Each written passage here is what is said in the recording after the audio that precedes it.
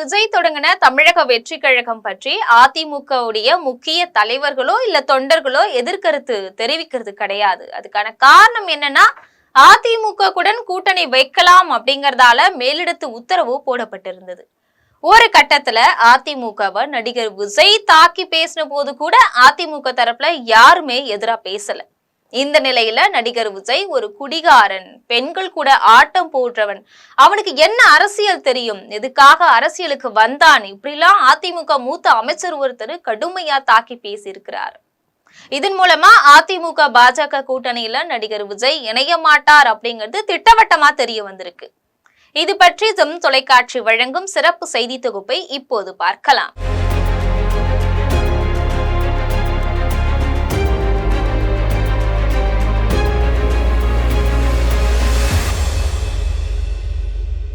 கிருஷ்ணகிரி கிழக்கு மாவட்ட அதிமுக சார்பில் அங்க இருக்கிற ரவுண்டானா பகுதியில மறைந்த முன்னாள் முதலமைச்சர் எம்ஜிஆர் 109வது பிறந்தநாள் விழா பொதுக்கூட்டம் நடந்தது. கிருஷ்ணகிரி மாவட்ட செயலாளர் மற்றும் சட்டமன்ற உறுப்பினருமான அசோக்குமார் தலைமையில இந்த கூட்டம் நடந்துச்சு. கூட்டத்துல அதிமுக துணை பொதுச் செயலாளரும் முன்னாள் அமைச்சருமான KP முனுசாமி கலந்துட்டு சிறப்புரையாற்றினார். அப்ப அவர் பேசும்போது எம்ஜிஆர் குறித்தும் விஜய் குறித்தும் ரொம்ப நேரம் பேசினாரு. மக்கள் திலகம் எம்ஜிஆரை பொறுத்த வரைக்கும் மக்களுக்கு நல்ல அறிவுரை வழங்கக்கூடிய கதாபாத்திரத்துல தான் நடிச்சாரு. குடிச்சிட்டு கும்மாளம் போடும் கதாபாத்திரத்துல அவர் நடிச்சதே கிடையாது. எம்ஜிஆர் படத்திலையும் கூட நேர்மையான மனிதநேயமிக்க தாய்ப்பாசம் கொண்ட நல்லவரா தான் நடிச்சாரு. அவர் சம்பாதிச்ச பணம் முழுவதையுமே மக்களுக்காக கொடுத்தவர். அதனாலதான் அவரை 8வது கொடைவள்ளல் அப்படின்னு அழைக்கிறாங்க.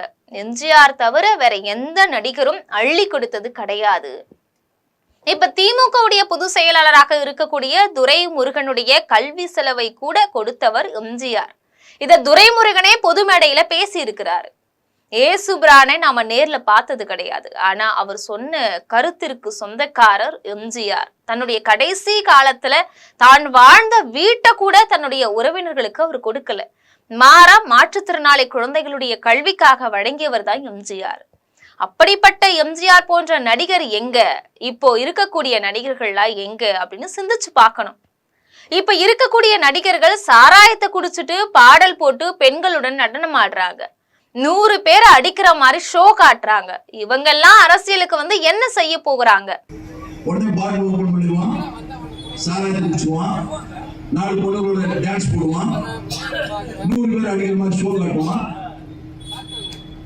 அவங்கெல்லாம் அரசியல் வந்து என்னத்தை பண்ண போறாங்க?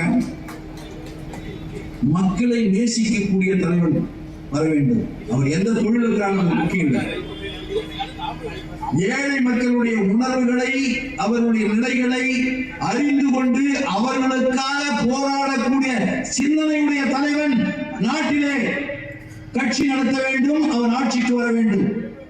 அந்த சிந்தனையுடைய தலைவனாக புரட்சி தலைவர் எம்ஜிஆர் அவர்கள் அனைத்து இந்திய அண்ணா திராவிட முன்னேற்ற கழகத்தை உருவாக்கி அவரோடு மட்டும் நின்று விடாமல் ஒவ்வொரு தொண்டனையும் அதே போல தாய் உள்ளத்தோடு செயல்பட வேண்டும் என்பதற்காக உருவாக்கி மறைந்த தலைவனுடைய பிறந்த நாளிலே நாம் ஒரு சபதம் ஏற்போம்.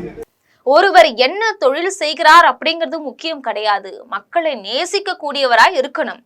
ஏழை மக்களுடைய உணர்வுகளையும் அவங்களுடைய நிலைகளையும் தெரிஞ்சுக்கிட்டு அவங்களுக்காக போராடக்கூடிய சிந்தனை இருக்கிற தலைவன் கட்சி நடத்தணும். அவன் தான் நாட்டுல ஆட்சிக்கு வரணும். அப்படிப்பட்ட சிந்தனையுடைய தலைவர் எம்ஜிஆர். அதிமுகவை உருவாக்குனது மட்டும் இல்லாம கட்சியில் இருக்கிற ஒவ்வொரு தொண்டனையும் அதே தாயுள்ளம் கொண்ட சிந்தனையோடு உருவாக்கி இருக்கிறாரு அப்படின்னு KP முனுசாமி பேசினாரு. அவரை தொடர்ந்து பேசின நிறைய பேரு விஜய தாக்கி பேசினாங்க அப்படிங்கிறது முக்கியமான ஒரு விஷயம். இதை தொடர்ந்து தமிழ்நாடு முழுவதும் அதிமுக தரப்பினர் நடிகர் விஜய்க்கு எதிராக தாக்கி பேசுவார்கள் அப்படின்னு தெரிய வந்திருக்கு. இது போன்ற அரசியல் பின்னணி செய்திகளை தெரிந்து கொள்ள ஜெம் தொலைக்காட்சியுடன் எப்பொழுதும் தொடர்பில் இருங்கள். நன்றி, வணக்கம்.